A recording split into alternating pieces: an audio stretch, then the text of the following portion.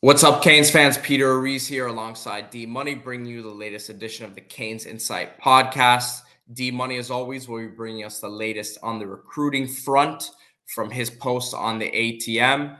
And then I will have an interview with Isaiah Thomas, safety commit for this recruiting class, who, was a great conversation, really smart kid. And I think he brings a lot to the table in terms of physical attributes, and that the coaching staff is really high on him. But D, welcome on tonight. As always, Canes fans, like and subscribe, and then watch the live show that we have every Thursday night, the CanesInSight live stream. But we all know why everyone's here. They want to hear what the latest on the recruiting front is, and D Money is here to provide that for us. Absolutely. And also don't forget to check out the CanesInsight.com forum, sign up and get all kinds of recruiting tidbits right fresh off the presses. Nothing is more current than that. Also, Canes.Insight at Instagram. But yeah, man, happy to be on. Happy to be talking recruiting. First of all, congrats are in order to you, Pete. Titus Howard, your client, your biggest client as an agent. Was it 3 years, $56 million? Did I have that right? Yeah, it was big news today, him signing his contract extension with the Texans, and obviously the first guy to ever believe in me as an agent early on, and when I made that switch, and it was just awesome for him and his family. Great guy, and he fully deserves it. So yeah, excited for you. Congratulations, you deserve it. He deserves it. We'll be getting into some of the conversations you've had with NFL scouts about Miami prospects today. Obviously your NFL connections serve you well there. I know you've been in contact with some of your connects as far as just what NFL teams are saying about the guys we have now coming up. And, excited to get into all that stuff.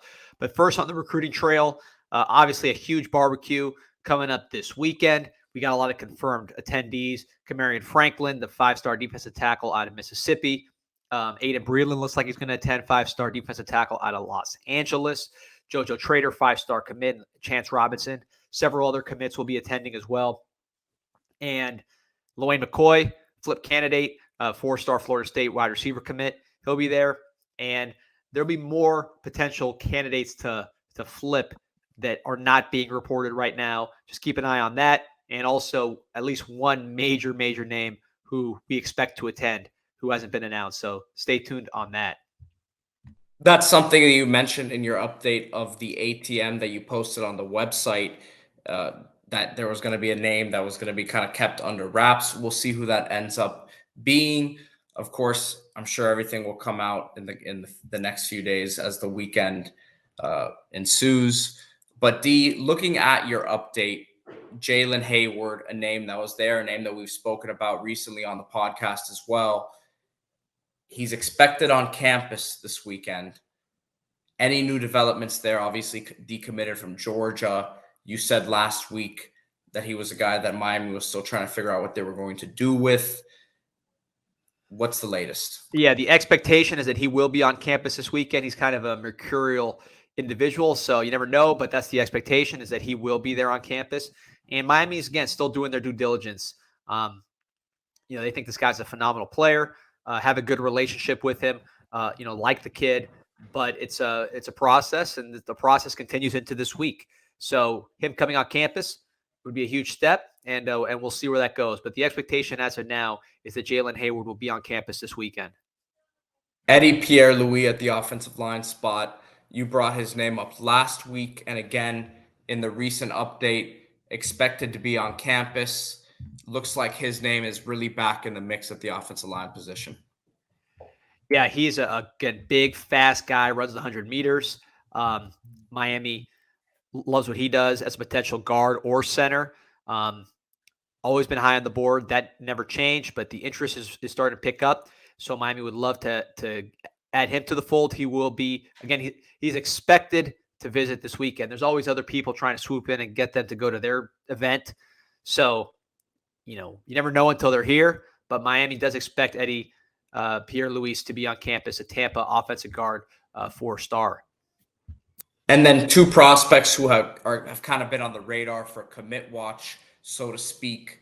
Zaquan Patterson at safety, Chris Cole at linebacker. Miami seems to feel like they're in a good spot with both of those still. Well, with Patterson, Miami remains extremely confident. The safety from Chaminade. Chris Cole's an interesting one. Miami's, again, when I put that out at the ATM earlier this week, Miami was extremely confident. Now Georgia lost a 5-star commit, and they got a couple crystal balls for Chris Cole. So there's a lot of speculation. And speaking to some people, confirming that speculation that Cole might have said something to Georgia that led to those crystal balls going in once they lost the other commit at linebacker. Checking in with sources, the communication with Miami is still good, and he's going to go to Tennessee this weekend, and Miami feels they're the same place they were before. Now, the thing with recruiting, we can't get in the mind of the player. You can only kind of go off what he's saying and how he's communicating. But the communication is still there with Miami, and Miami, again, was extremely confident before this, and I don't sense a change there.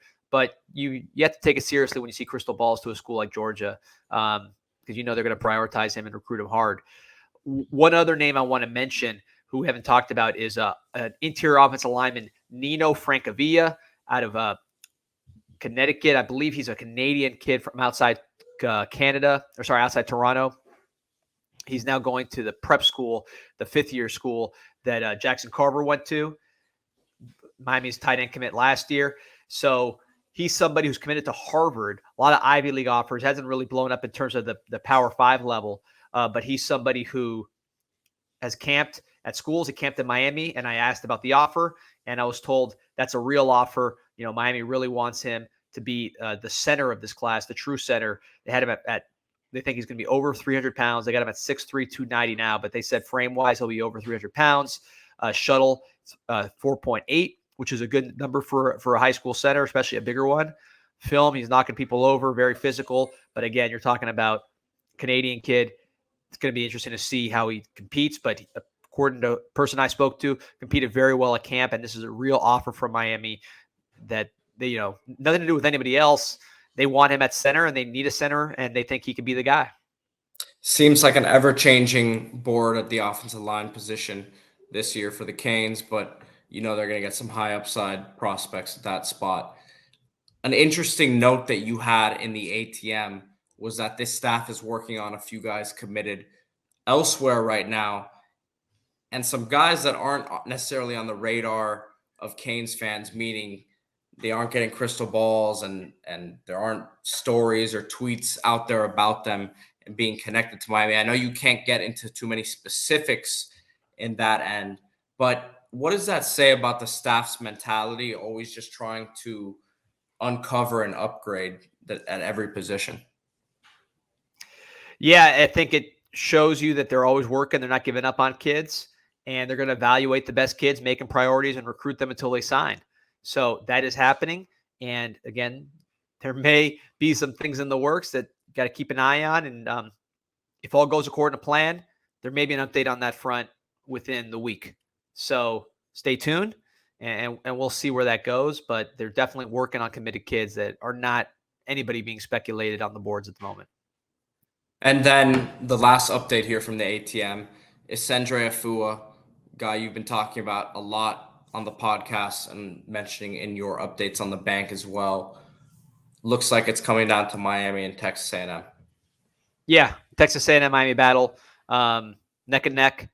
I think the relationships are better in Miami, but it's Texas A&M is working some people around them hard, and there's always obviously other things involved with a highly competitive battle like this. So we'll see. Miami feels good about the relationship. They feel good about the recruitment, and it's a big time battle, and that's one that they hope to win. But there was some talk about Utah, but I think Miami and Texas A&M are the two teams to watch in that one. So transitioning now into the current roster, right? Obviously, D, you always bring us your updates from camp, which will be coming very soon, as always, on the website and on the podcast. But it's always interesting now to hear what the people in the NFL think about the talent level on the roster. Now, there's always development that goes into it, right? So just because certain guys have grades in the NFL and the scouts think certain things of their traits, depends on where they're used in the scheme. It depends on a lot of different factors, players around them, right, for them to reach their full potential at the college level. But just listening to what these scouts are saying right now, especially at the offensive line position, it's been a spot that you have been very excited about in the spring, right? But these scouts are kind of confirming, at least with the guys who are eligible to go on to the next level next year, because they aren't really watching these freshmen and sophomores like that. But a Matt Lee is a top 5 center in the country. And this is a guy who could go in the top 2 to 3 rounds when it's all said and done. Wow. Is that what you're hearing from scouts? That surprises me to go that high. So the football IQ and the characters there, the size is there, and athletically, he has it, which at that position these days, you're looking for athletic centers who can get out, who can pull, and who can really, again, you have to have the football IQ, right? But it's a position these days that sets the tone for the rest of the offensive line. And he's that good, right? We're hearing a lot inside the building, but this is from NFL people saying that, right? So he's one guy. Then you have a Javion Cohen, who talent-wise in the same range is probably could be a top 2 to 3 round pick when it's all said and done. Now, him transferring over from Bama, him being a starter, there are going to be some questions that he has to answer. Well, you were starting at Bama. Why just pack your bags and come down to Miami? These are natural questions that scouts want to dig into, right? It is from the outside looking in, you do wonder, all right, you're doing great down there. It's a great program. Why leave, right? So those sort of things he'll have to answer.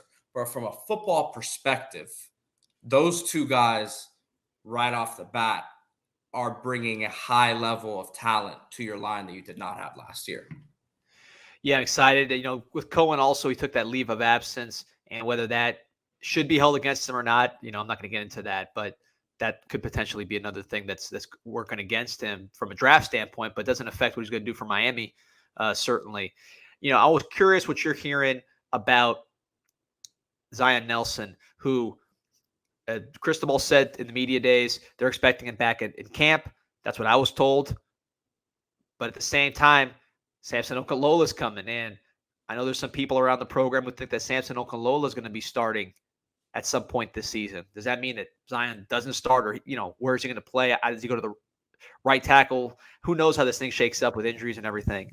But I know there's a lot of expectations on Samson being a starter at some point this year.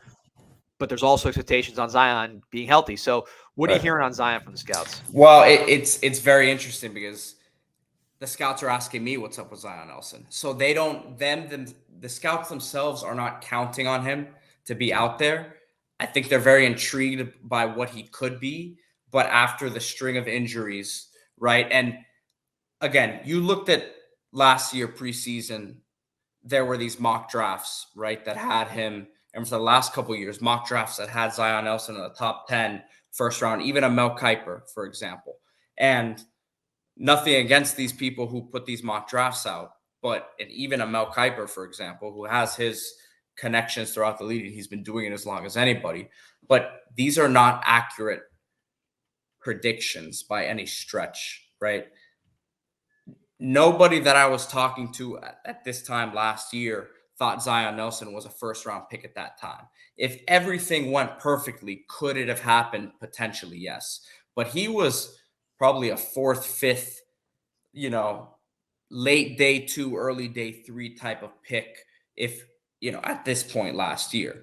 Obviously, he's gone through what he's gone through injury-wise. He has not been available. So there's major questions about him.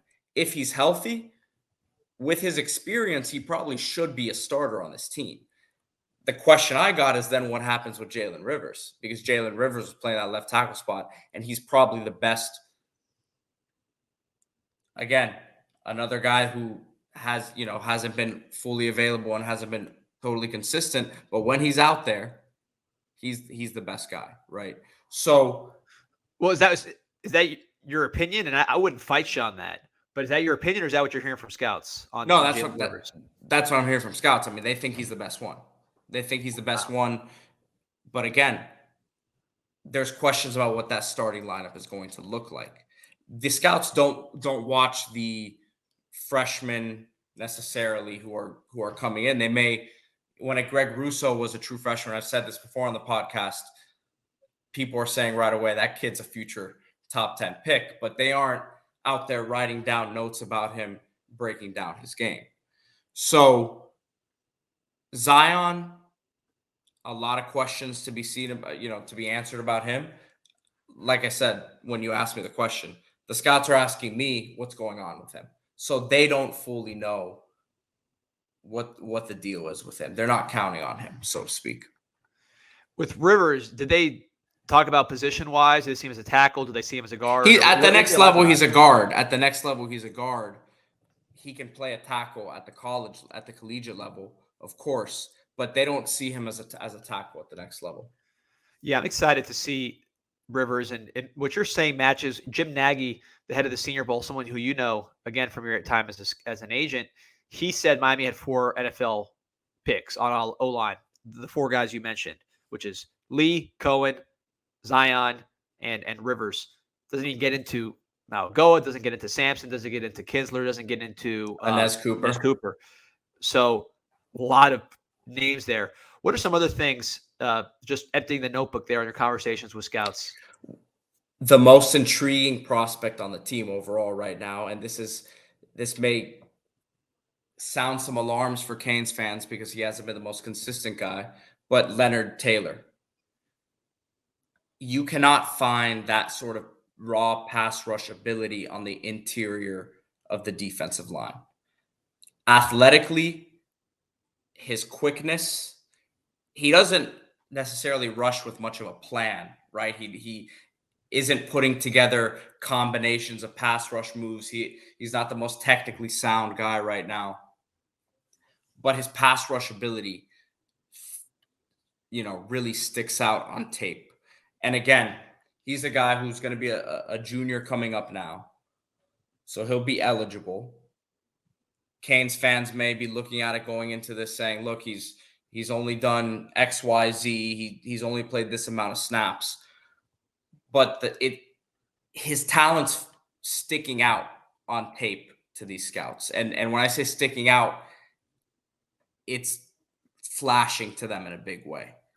So this is a time of year where the amateur scouts, so not guys that aren't, official actual scouts, just internet guys, maybe ESPN kind of guys, they really start putting out those clips and starting that drumbeat. And you're hearing a lot of first round buzz on Taylor, and they'll put out clips. And when you go back and watch Taylor's highlights outside of the context of this disappointing season, outside of the context of some of the inconsistencies, and you just see what he's doing, the flashes, like you said, it is eye popping. Now that we've stepped away from it for like a few months and we see it again, it's like, wow, this is different. And the stats are there. Again, consistency is different than putting up tackles for loss sporadically. But certainly you're seeing a lot of flashes.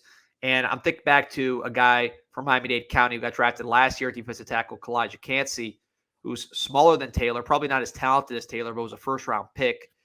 And in the past, you never see a guy that small be a first-round pick. But because that interior disruption, athletic ability is so valued in today's game, the ability to get to the passer, to just cause problems inside, even if you're lighter or smaller, that's so valued that someone like Taylor, who's bigger, more talented than Cansey, I could see him definitely being a first round. Is that the impression you're getting as far as the potential range if he has a good year? 1,000%. It just, for him, it comes down to the little things, which become very big things, which is his, his motor being consistent, keep getting the right weight on and keeping it on, right? Because I think he was a little light at times last year, and his conditioning, which goes into his motor, right? I think NFL teams don't worry so much about, well, he doesn't have his pass rush arsenal, complete just yet. The way the league looks at it is he has the raw ability. We'll coach him up once he gets there.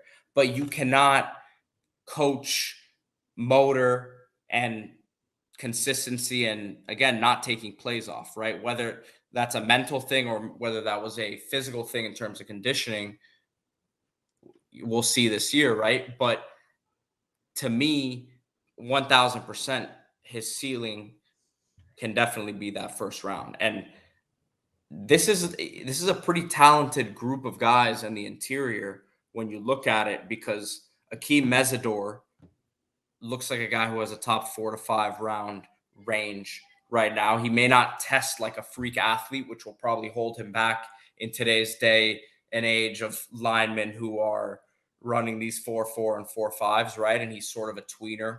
We don't know if he'll be an interior guy, if he'll play on the edge. It depends what scheme he plays in. But he's a very productive player. If you gave LT his use of hands and his technique and his pass rush moves And motor, right, all of that, it would be, you're talking about a top 5 pick right now in Leonard Taylor, right?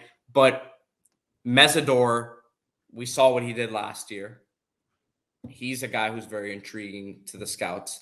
But Branson Dean is a guy that I think you mentioned it a few episodes ago that people within the program were excited about. He's a guy who can definitely get drafted, right? Sort of a tweener, not the biggest defensive tackle, but his quickness, getting into the backfield, right? That's such a skill. And you see Nesta Silvera just got drafted, right? From obviously played at Miami, went to Arizona State. The year that Nesta had that got him drafted was his penetrating pass, not pass rush ability getting into the backfield, right, against the run.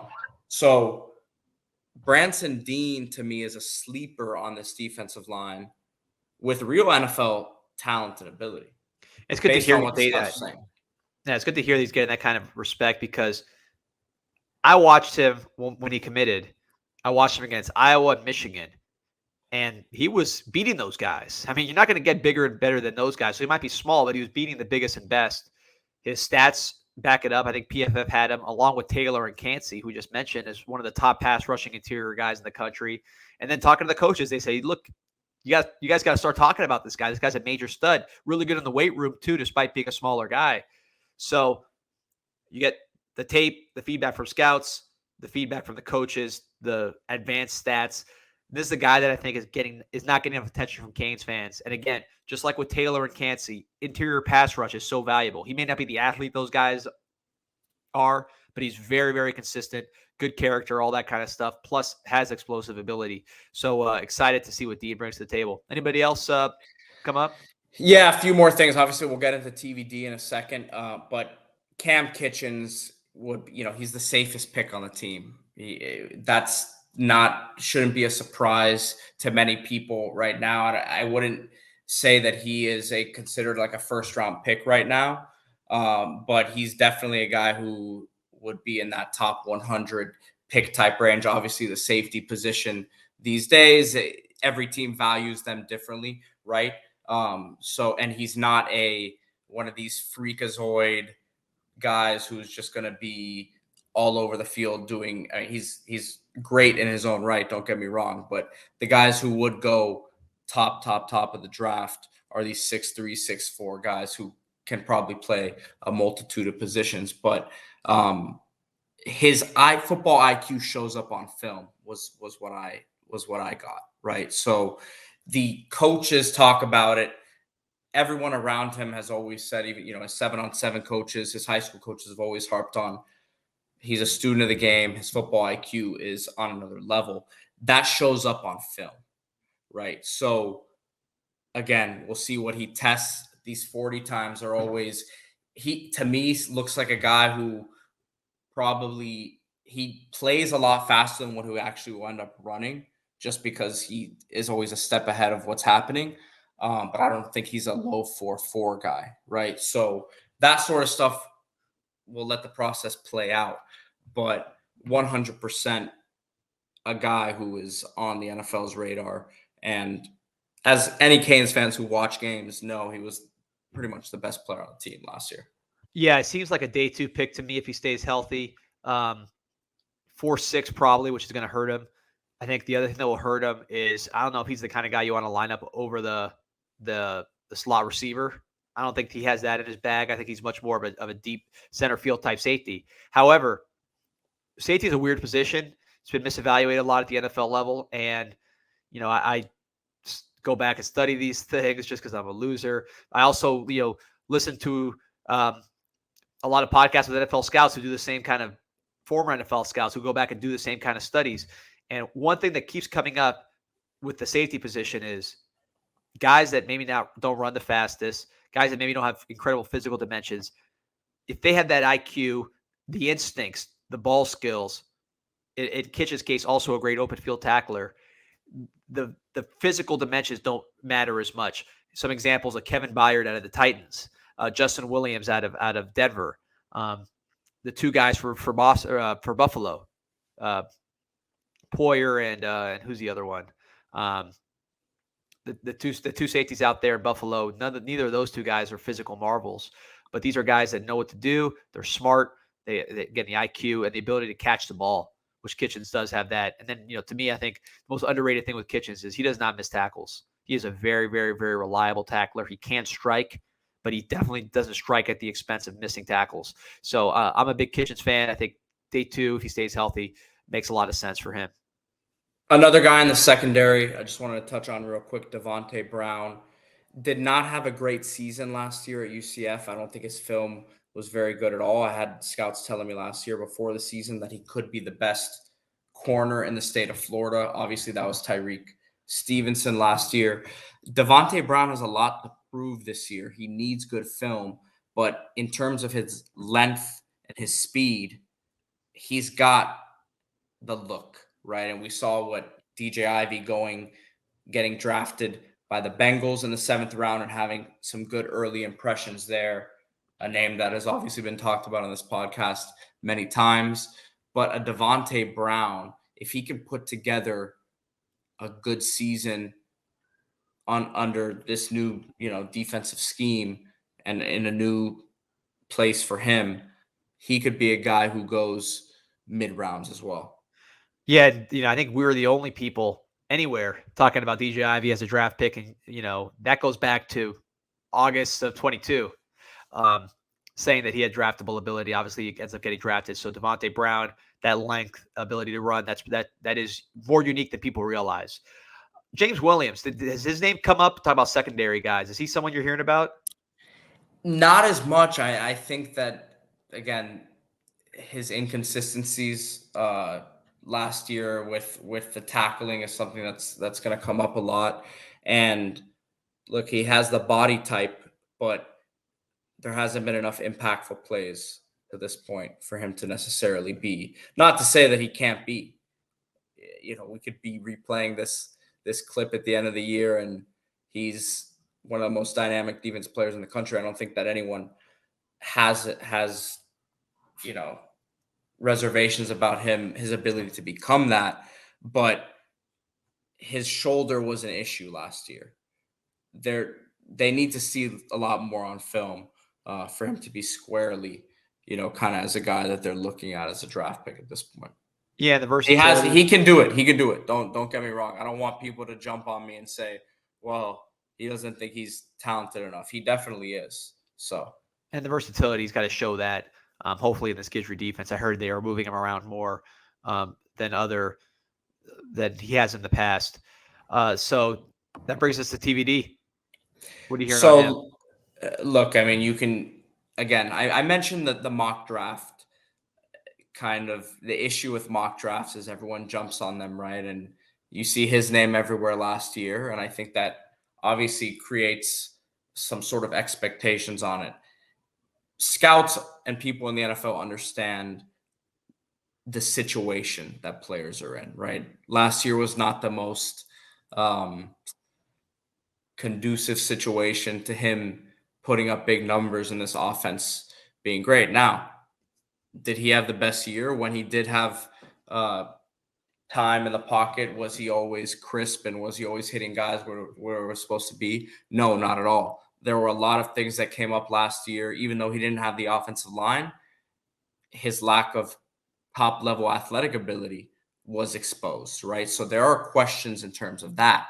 But his arm talent, as you've talked about many times, his ability to make all these different types of throws from different angles, his physical nature, his stature, right?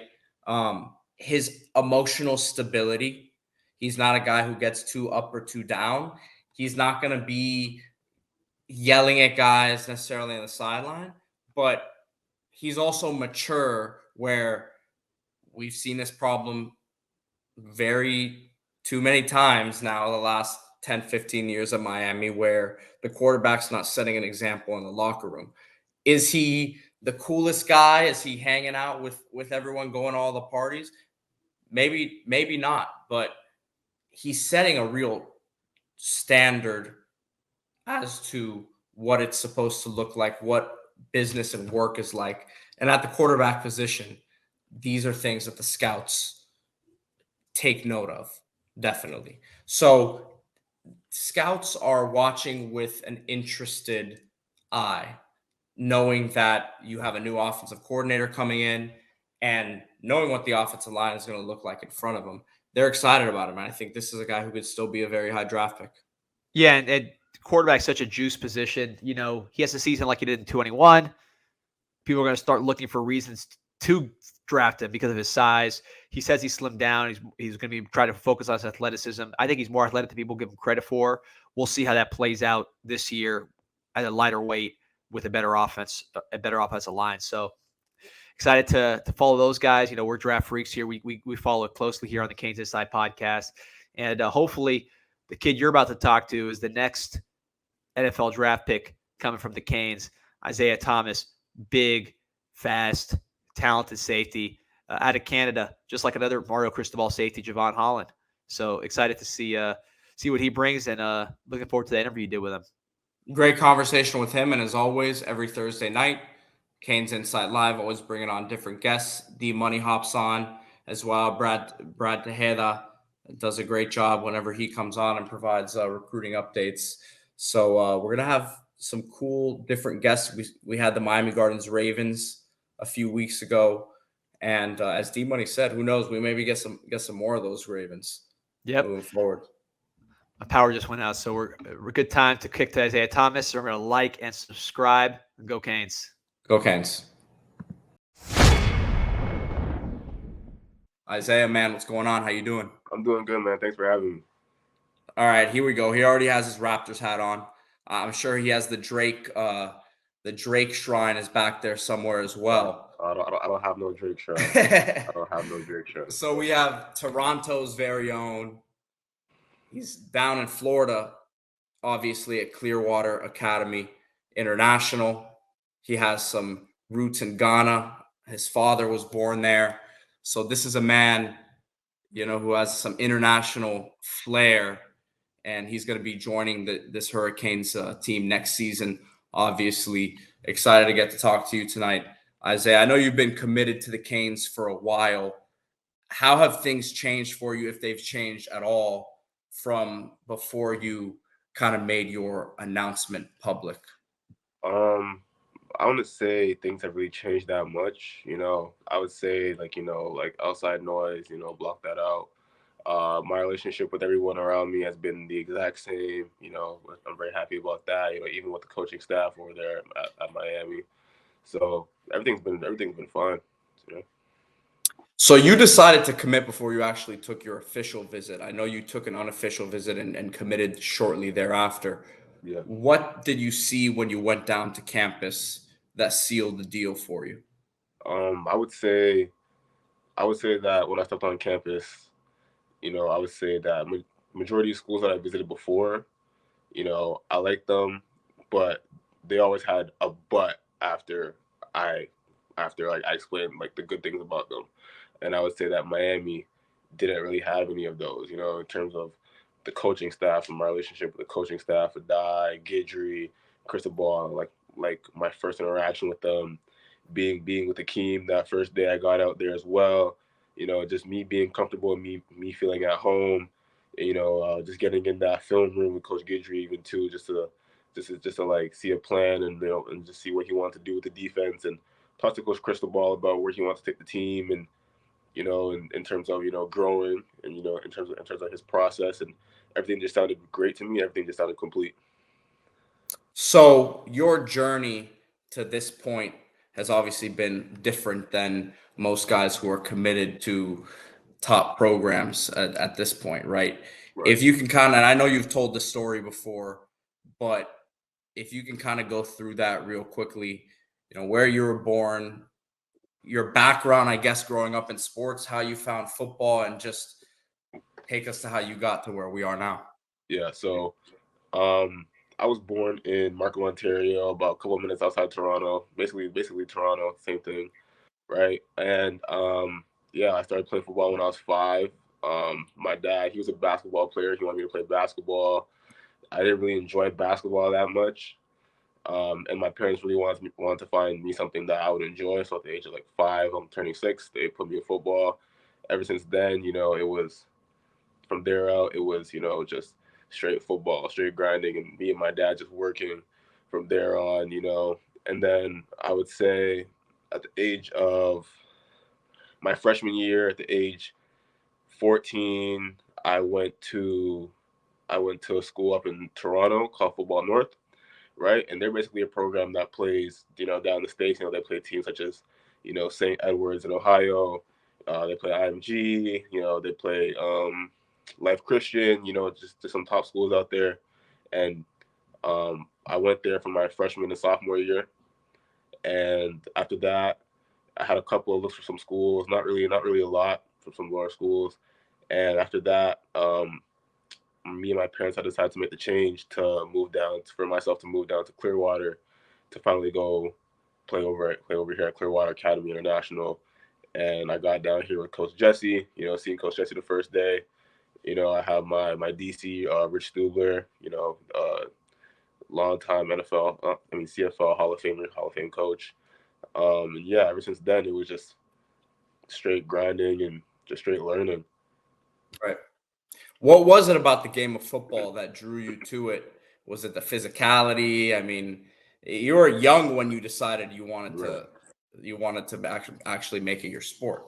Right. I would say it was the sport that actually required a lot of athleticism, but not anything like bouncing a ball or anything like that. I was always a defender. When you're playing defense, I don't have to bounce no ball. I just gotta use my intelligence and my pure athleticism just to play the game, and it always just came natural to me, and that's honestly why I loved it so much. I just love defending the ball.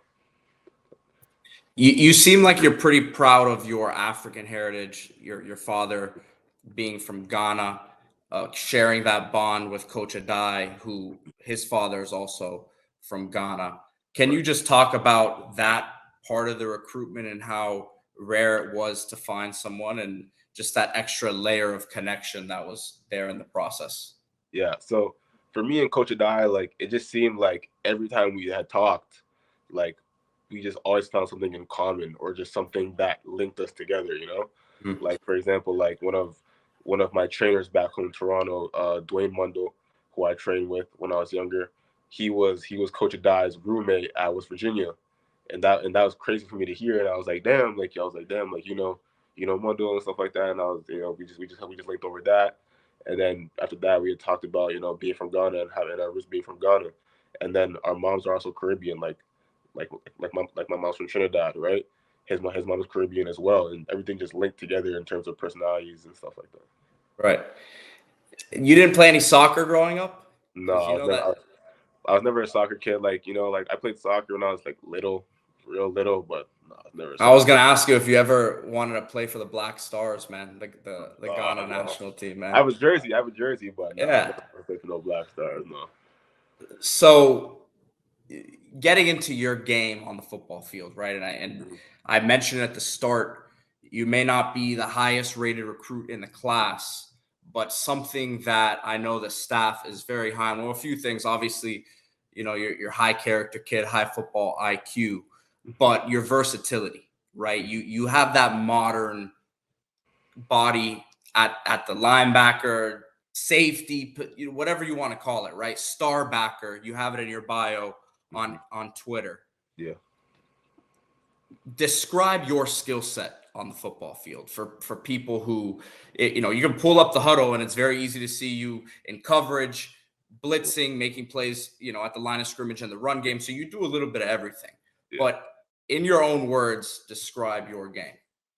My game, honestly, I would say it's honestly just everywhere. It's just everywhere because I kind of pride myself in being physical and dominating like the game like physically, and using that physicality to help everything else around me. So in terms of coverage, I got I'm definitely like a physical cover, and in terms of getting down the box, I love getting down the box.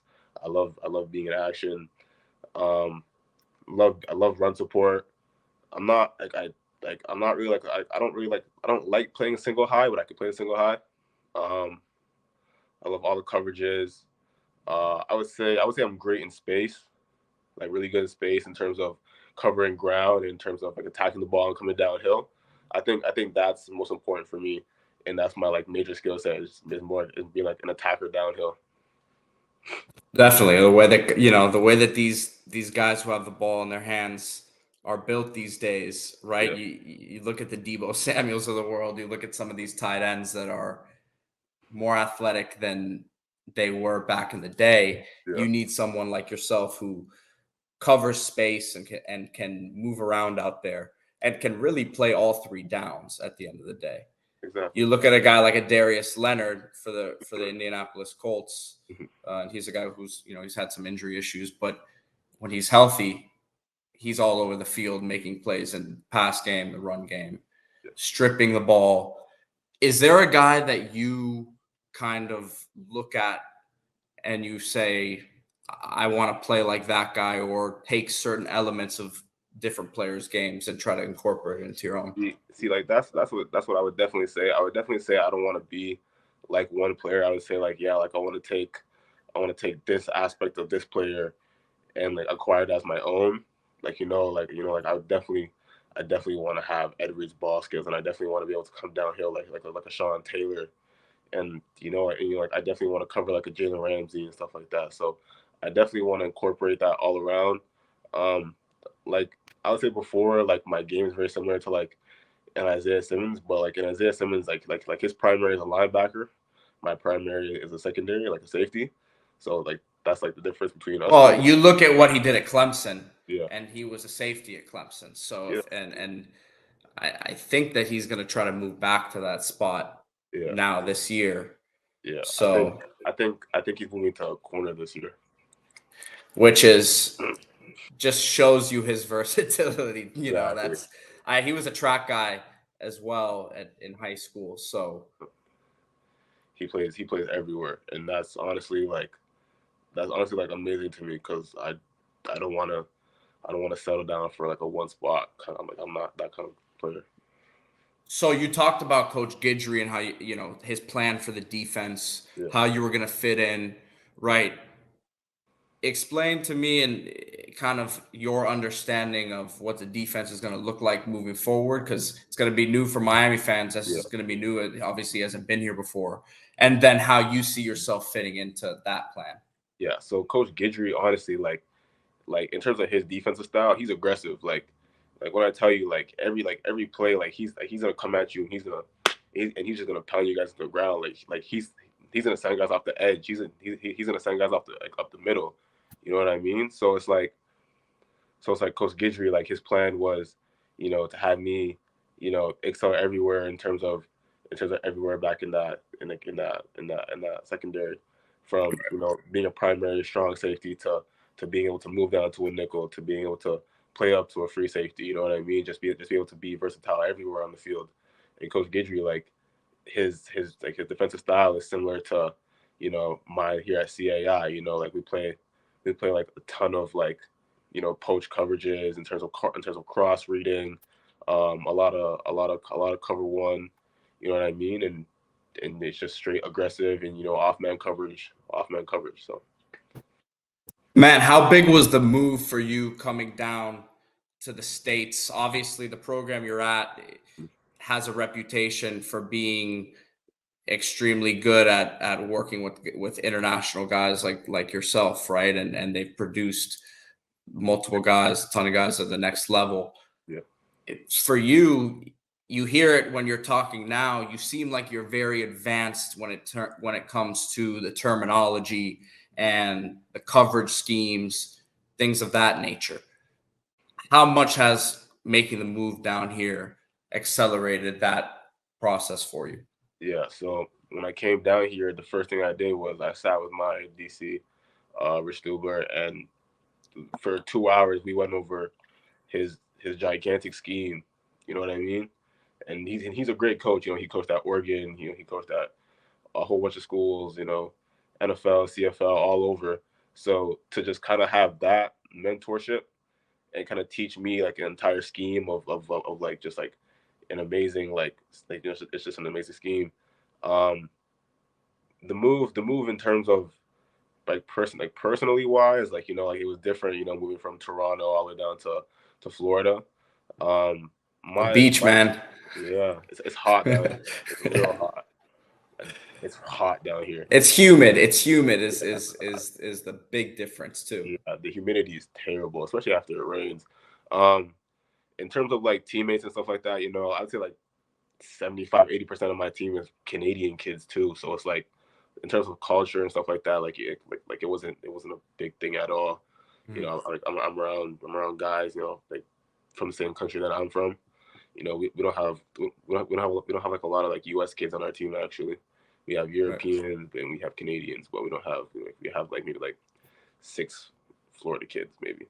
But yeah, in terms of the football, you know, like the competition and stuff like that, you know, I played down here a year before, even though I was up in Canada. I think I played all my games down here. So like the speed of the game wasn't too much of a difference for me at all. I adjusted really, really well, especially in that first game against Miami Palmetto. Definitely. So you guys played Palmetto last year. Okay, yeah.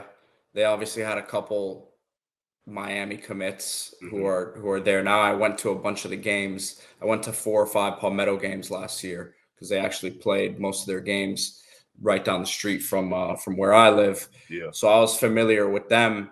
What was your impression of those guys and some of that South Florida speed, man? It's a little different, you know. So what was that? What was that like? That first game, you know, like I didn't really see too much of it especially against like Palmetto and stuff like that. You know, like like our defense did a really, really great job. You know, especially like in terms of like containing guys, like you know like a Robbie. You know, Right. he didn't really have himself a game. So I didn't see too much of him in terms of like what he showed. I'd say Bobby, you know, Bobby, like his measurements are crazy. Yeah. He's tall, big, and he can definitely fly around. He's definitely aggressive. So I see that on the sideline, you know, while my offense is on. So yeah. That was game 1 of the season. Yeah, that was game 1. Yeah, they were figuring out their quarterback Yeah, situation then for exactly. sure. So I think they had like 3 quarterback changes that game. yeah, definitely. But you're right. Bobby is not that different in terms of the frame as you, right? We have a question here actually from a fan, Fish Fan Miami wants to know what your measurements are right now. Like what are you weighing at with your height and weight right now? Because the stuff online is never really accurate or up to date. Yeah. So if I'm gonna be honest, I am 6'1" 3/4. I weighed in. You're 6'2". Yeah. I weighed in at 196, and my wingspan is a 6'8.5" wingspan. And then my 40 time is a 4.5. Okay. There you go. So that's his measurements and updated information there. I mean, do you have a weight goal for when you come to Miami?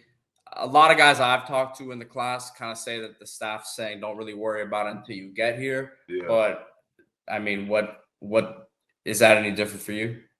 No, they don't have no weight goal on me. I think honestly, when I get down there, I'll definitely grow in terms of like my weight. Like if I'm being honest, like I think I'll probably get to like 210, 215 easily. Right, naturally. Honestly, just naturally. Like honestly, just like naturally, like I'll probably get to that size. No, like I was talking to Coach Adai, and he was saying like, yeah, if I'm being honest, keep it between 190 and 200. don't try and do anything and mess up your speed or anything like that. Don't try and put on too much mass, because when they get Definitely. down there, like they'll do it properly. So Yeah, definitely. You want to stay as fast as you light on your feet as possible. There, guys, unfortunately, come in a lot of times. You come in 5-10 pounds overweight. It's not a good look, and then you're behind the eight ball already. You're not even in shape to get in the shape you need to be in. So exactly.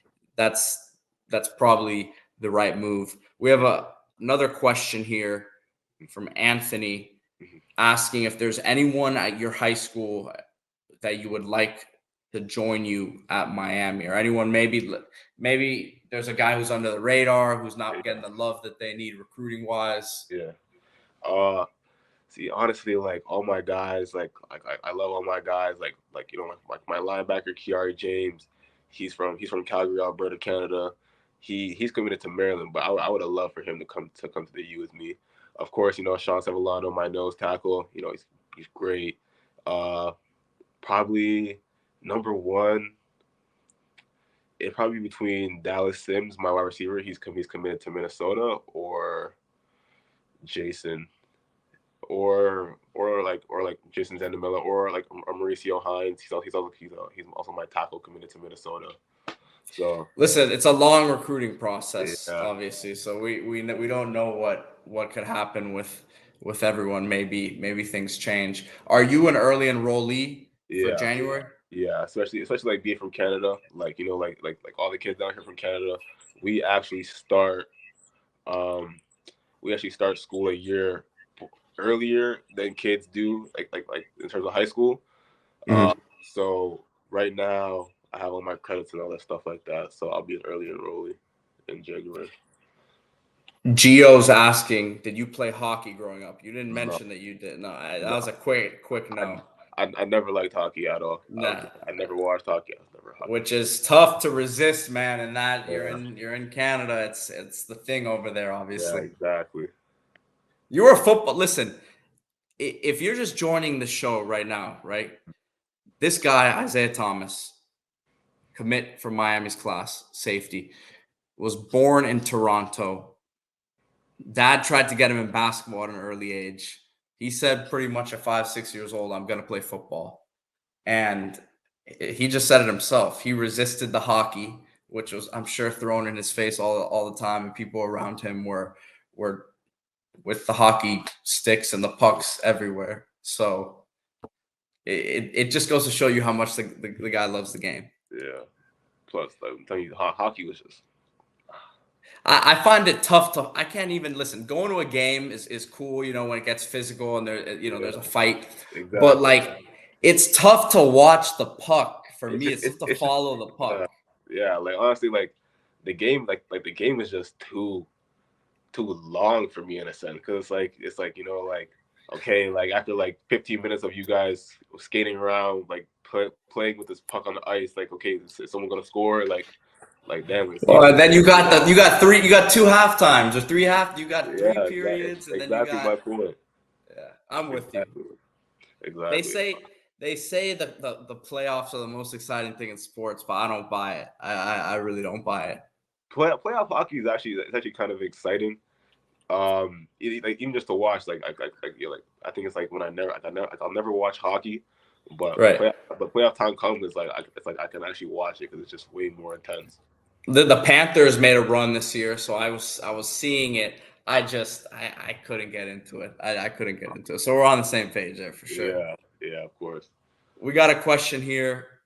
What's your song you play before a game to lock in? Probably some kind of Drake. Maybe like an album by Drake. Maybe I play like All Me by Drake. Some King Von. I could have guessed that the Drake was the easiest answer. King Von, rest in peace, King Von. You threw that in there. Yeah, I love King Von. He's my favorite rapper. Yeah. Okay, so you got him over Drake. All right. Yeah. All right. We got someone here who has a couple comments saying Six God. So, but listen, Isaiah, I'm gonna let you go here. You've been awesome. My last kind of question to you is it's kind of a two-sided question. Yeah. When you chose Miami, Mm-hmm. right, what was the separating factor for them? I kind of asked you the question in the beginning, but like moving forward for Canes fans and just in your interactions with them so far and stuff, what's your message to them in terms of once you step on campus, what your mindset's going to be and things of that nature? Yeah. So like I even talked to this with, I talked to this with a bunch of people around me, like my best friend Kamari, my family, Coach Cristobal, Coach Adai, and I said, listen, like if I'm being honest, like I want to get in the playbook early, I want to get in it now so that by the time I get on campus, I know everything and I'm not sitting there trying to like learn and I already know the system, you know what I mean? And that's like the most important thing to me is getting in and knowing the system fast and knowing the system before I get there. So it's kind of just, physically preparing, mentally preparing it from now. Just making sure that there's no games being played when I get there. Nothing but work, nothing but dedication, honestly. Isaiah, man, you've been awesome. I appreciate your time. You checked off all the Toronto stereotypes. You came on with the Raptors hat. We talked about Drake. Yeah. I'm sure, like I said, I'm sure if you move the camera a little bit, you got your shrine back there somewhere. I don't have no shrine. But we'll find it one day. We'll see. Isaiah Thomas, man, I appreciate you coming on, and Canes fans are very excited to have you. Have a bright future ahead. So best of luck. Thank you so much.